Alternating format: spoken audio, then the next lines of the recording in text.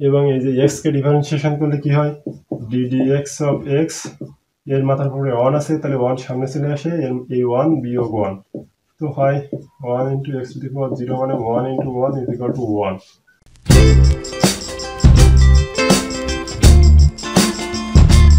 Honours third ইয়ারের mathematical physics তথা গাণিতিক পদার্থবিজ্ঞানের একটি গুরুত্বপূর্ণ ম্যাথের সলিউশন নিয়ে আজকে হাজির হলাম। তো ম্যাথটি হলো, দেখা যে u is equal to x cube minus 3xy square plus 3x square minus 3y square plus 1 ল্যাপ্লাসের সমীকরণ সিদ্ধ করে বা মেনে চলে বা এই ফাংশনটি হারমোনিক। এই প্রশ্নটি খুব গুরুত্বপূর্ণ, সুতরাং আপনারা খাতা কলম নিয়ে বসে যাবেন এবং নিজে খাতা কলমে প্র্যাকটিস করবেন, তা না হলে কিন্তু ভুলে যাবেন সবকিছু। আর দ্বিতীয়ত, আমি বোর্ড যেহেতু ছোট, সেহেতু একটা সমীকরণ লেখার পরে সেটা ভুলে গেলে আমি আমার খাতার থেকে দেখে নেবো, কিন্তু আপনারা কিন্তু দেখার সুযোগ পাবেন না, সুতরাং খাতা কলম নিয়ে বসে যান। তো সর্বপ্রথম এই ম্যাথটি সলিউশন করার জন্য আমাদেরকে কিছু বিষয় জানতে হবে, তা না হলে ম্যাথটি বোঝা যাবে না। তো এখানে বলা হয়েছে, দেখুন এই যে দেখা যাচ্ছে ইউ ইজ ইকুয়াল টু একটা ফাংশন দেওয়া আছে। তো মূলত এই ম্যাথমেটিক্যাল ফিজিক্সের ফাংশন দুই প্রকার, যথা হলো অ্যানালিটিক বা বিশ্লেষিক, হারমোনিক, অ্যানালিটিক এবং হারমোনিক। এই অ্যানালিটিক ফাংশনকে বলা হয় বিশ্লেষণিক ফাংশন, বা এটা হলো কচি রিমেইনের সমীকরণ, কচি রিমেইন। তো যদি কোনো ম্যাথের ভিতরে বলে কচি রিমেইনের সমীকরণ সিদ্ধ করে, তখন এই বিষয়টা প্রমাণ করতে হয় এটা না হয় এটা প্রমাণ করতে হয়। দ্বিতীয়ত, যদি কোনো ফাংশনে বলে যে ফাংশনটি ল্যাপ্লাসের সমীকরণ সিদ্ধ করে বা হারমোনিক, তো তখন এই পাশে যেটা লিখেছি এই সমীকরণটি সিদ্ধ করতে হয়। মূলত এটা হচ্ছে ল্যাপ্লাসের সমীকরণের সিদ্ধকরণের শর্ত। তো এখন আমরা এই বিষয়গুলোরে এই ইউ ফাংশনটার উপর প্রয়োগ করব। তো স্টার্ট করি বিষয়টা, আমি একটু মুছে ফেলাই এখান থেকে।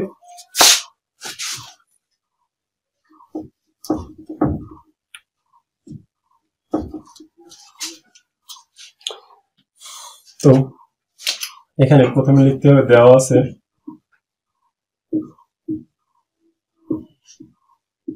সমাধান, দেওয়া আছে এই যে u is equal to x cube minus 3xy square plus 3xy minus 3। বিষয়টা মুছে গেছে, আমি একটু খাতা থেকে দেখে নেব। 3y square minus 1। তো আমরা একটু আগে বলেছিলাম যে আমরা সর্বপ্রথম যেহেতু এটা ল্যাপ্লাসের ঘটনা বলেছে, তাই আমরা d square u d x square plus d square u d square y is equal to 0 এটা প্রমাণ করার চেষ্টা। এই দুটো বিষয় প্রমাণ করতে গেলে প্রথমে এই অঙ্কটা নিয়ে কাজ করতে হবে। তো একবারে আমরা d square d x square of u এটা প্রমাণ করতে পারবো না, অর্থাৎ এটা হলো দুইবার ডিফারেন্সিয়েশন। তো ফার্স্ট টাইম একবার ডিফারেন্সিয়েশন করে নিতে হবে। ফার্স্ট টাইম ডিফারেন্সিয়েশন করলে হবে এক্স এর সাপেক্ষে ইউ কে ডিফারেন্সিয়েশন dx of u। তো আমরা এখন লিখে নেব dx of u এর মান লিখব x cube minus 3xy square plus 3x square plus minus 3y square minus 1।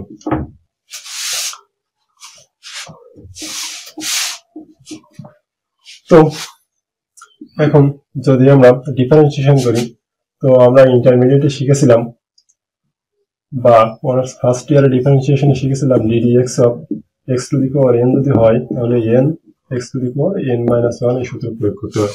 তো এখন আমরা এই dx দ্বারা এই x কিউব কে ডিফারেন্সিয়েশন করছি, তাহলে এই সহগটা সামনে চলে আসে, লিখলাম 3 এবং তারপরে লিখলাম x, এবং এই সহগ থেকে 3 থেকে 1 কমে যায়, এই n থেকে 1 3 থেকে 1 কমে গেলে হবে 2, অর্থাৎ 3x স্কয়ার।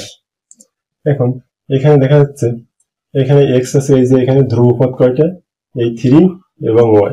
3 আর y স্কয়ার হলো ধ্রুব, তো 3 আর y স্কয়ার বাইরে বেরিয়ে আসে, এবং এই যে x কে ডিফারেন্সিয়েশন করলে কি হয়, ddx অফ x এর মাথার উপরে 1 আছে, তাহলে 1 সামনে চলে আসে, এই 1 বিয়োগ 1, তো হয় 1 into x to the power 0 মানে 1 into 1 is equal to 1। তো আমরা বিষয়টাকে 1 না লিখে একবারে এক্স এর 1 করলে 1 হয়, আমরা 1 লিখছি না, 1 লিখলে গুণ করলে যা হয় তাই তো, প্লাস এখানে আছে 3x²। তো এই 2 সামনে চলে আসে, x² ডিফারেন্সিয়েশন করলে কি হয়, ddx of x² is equal to 2x 2 minus 1 is equal to 2x, এর মতো করে 1 তো 1 তো লেখা লাগে না, এই যে তাহলে হয় 2x, তাহলে এই 2 এর সাথে 3 গুণ করলে 6x² মাইনাস, যেহেতু এখানে কোনো x এর কোনো টার্ম নাই সেহেতু এটা একটা ধ্রুব পদ, আর কোনো ধ্রুবককে ডিফারেন্সিয়েশন করলে 0 হয়। আমরা শিখেছিলাম ddx অফ c, অর্থাৎ c হলো একটা ধ্রুবক, এর মান হয় 0। তো এখানে এর বদলে 0 লিখে দেবো, মাইনাস 1 ও একটা ধ্রুবক, এর বদলে 0 লিখে দেবো।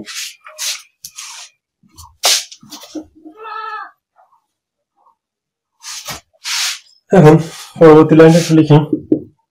পরবর্তী লাইন আর কিছু নাই, শুধু শূন্য দুটো বাদ দিয়ে লিখবো 3x² minus 3y² plus 6x²। তো আমরা একবার ডিফারেন্সিয়েশন করেছি, আমাদের সূত্রে ছিল d² u আর dx², অর্থাৎ দ্বিতীয়বার ডিফারেন্সিয়েশন করতে হবে। দ্বিতীয়বার ডিফারেন্সিয়েশন এইটাকে ডিফারেন্সিয়েশন করবো। তো আমরা এটা লেখার পরে তো দেখা যাচ্ছে এখানে 2 আছে, x² আছে, তো এই x² ডিফারেন্সিয়েশন করলে হবে 2x, আর এই 2 সাথে 3 গুণ করলে হবে 6x। এবার এখানে y যেহেতু ধ্রুবপদ, এর কোনো ভ্যালু নাই, 0 মাইনাস 0 প্লাস এই x² ডিফারেন্সিয়েশন করলে হবে, সরি এখানে ভুল লিখছি,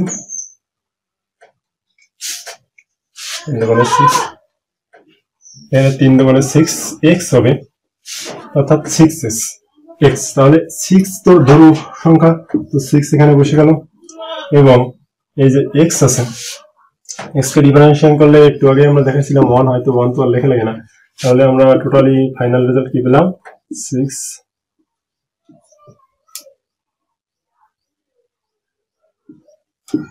6x প্লাস এই শূন্য তো কোনো দাম নাই 6।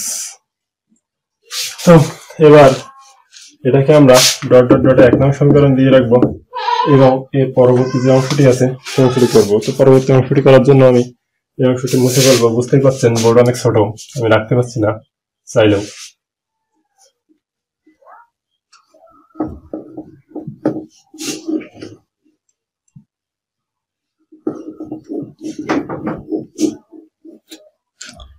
তো পরবর্তী অংশটার জন্য আমরা এখন x এর সাপেক্ষে 2 বার ডিফারেন্সিয়েশন করা হয়ে গেছে, এখন y এর সাপেক্ষে 2 বার করতে হবে। তো y এর সাপেক্ষে 2 বার করার জন্য dy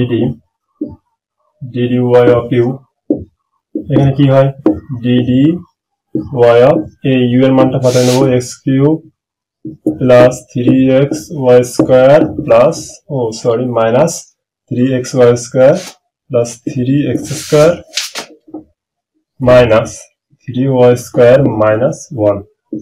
তো এখন আমরা ডিফারেন্সিয়েশনটা করে ফেলি। একটু আগে আমি সূত্র দেখাছিলাম যে ddx অফ, এখন আমরা x এর জায়গায় তো y লিখবো, তো ddx of y to the power n যদি হয় তাহলে n y to the power n minus 1 হবে। এখন এই x³ কে ডিফারেন্সিয়েশন কোনো অবস্থায় করা যায় না, কারণ এখানে y এর সাপেক্ষে করছি, তো একটা ধ্রুব, তো x³ এর বদলে আমরা শূন্য বসাই দিব, এরপরে মাইনাস চিহ্ন আছে, দিলাম মাইনাস, এখানে একটি y অলরেডি আছে, তাহলে এই 3x এটুকু হচ্ছে ধ্রুব পদ, তাহলে 3x আগে লিখে নিলাম, এই y টা করলে y² ডিফারেন্সিয়েশন করলে হবে 2y, কিন্তু এই 2টাকে আমরা না রেখে এই 3 এর সাথে গুণ করে দেবো, তাহলে হবে 3 দুগুণে 6y। এরপরে 3x² এটাও ধ্রুব পদ, তাহলে 0, এখানে একটা y দেখা যাচ্ছে, সুতরাং এটা ডিফারেন্সিয়েশন করা যাবে। তো আমরা এখন মাইনাস চিহ্ন দিয়ে দিলাম, এবং y² ডিফারেন্সিয়েশন করলে হবে 2y, আর এই 3 দুগুণে 6y। তো এই ছিল একবার ডিফারেন্সিয়েশন। এখন বিষয়টাকে একটু সাজায় লেখার চেষ্টা করি। সাজায় লিখলে কি হবে, এই মাইনাস 6x y আর মাইনাস 6y। তো একবার আমরা ডিফারেন্সিয়েশন করে ফেললাম, এবার দ্বিতীয়বার ডিফারেন্সিয়েশন করতে হবে। তো দ্বিতীয়বার ডিফারেন্সিয়েশন করলে কি হবে, d² dy²। তো এইটাকে আবার দ্বিতীয়বার ডিফারেন্সিয়েশন করবো y এর সাপেক্ষে। তো এখানে একখান y আছে, তো এই y এর ডিফারেন্সিয়েশন করলে হয় 1, তো মাইনাস 6x 1 আর লেখা লাগে না, -6 তো ধ্রুব সংখ্যা লিখে দিলাম, এবং y এর ডিফারেন্সিয়েশন করলে হয় 1, তো 1 তো আর লেখা লাগে না, তো টোটাল রেজাল্ট আমরা পেলাম এটা। এখন এটা যে ল্যাপ্লাস সমীকরণ সিদ্ধ করে সেটার জন্য একটা শর্ত আছে, এই d square u d y square এবং d square u d square d x square এই দুটো যোগফল শূন্য হতে হবে। তো এটা আমরা 2 নং সমীকরণ দিলাম। তো এরপরে আমরা সমীকরণ দুটো যোগ করবো, 1 নম্বর 2 নং।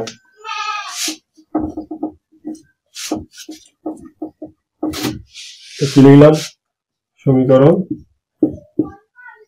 1 যোগ 2 লিখতে হবে, 1 নং সমীকরণ 2 নং সমীকরণ যোগ করে পাই। তো 1 নং সমীকরণের বাম পক্ষে ছিল d square u d x square এবং 2 নং সমীকরণের বাম পক্ষে ছিল d square u d y square. এবার আমরা এই 1 নং সমীকরণের ডান পক্ষ যেটা পেয়েছিলাম সেটা লিখবো। ডান পক্ষ পেয়েছিলাম 6x প্লাস 6 এবং এটার যে ডান পক্ষ পেয়েছি সেটা হচ্ছে -6x -6x -6। দেখা যায় এটা এবং এটা কাটা যায়, তো হয় 0। সুতরাং 0 পর আমরা লিখবো প্রদত্ত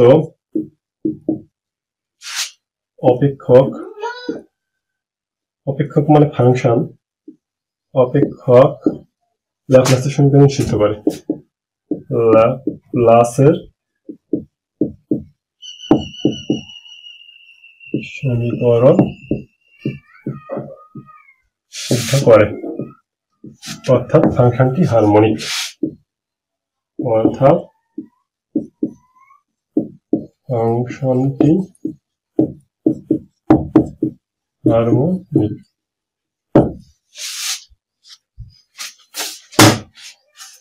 তো আজকের ম্যাথমেটিক্যাল ফিজিক্সের ক্লাসটা এই পর্যন্ত ছিল। পরবর্তী ক্লাসে আমি আরো নতুন কোনো প্রবলেমের সলভিং নিয়ে আসবো। দেখা হচ্ছে পরবর্তী ভিডিওতে।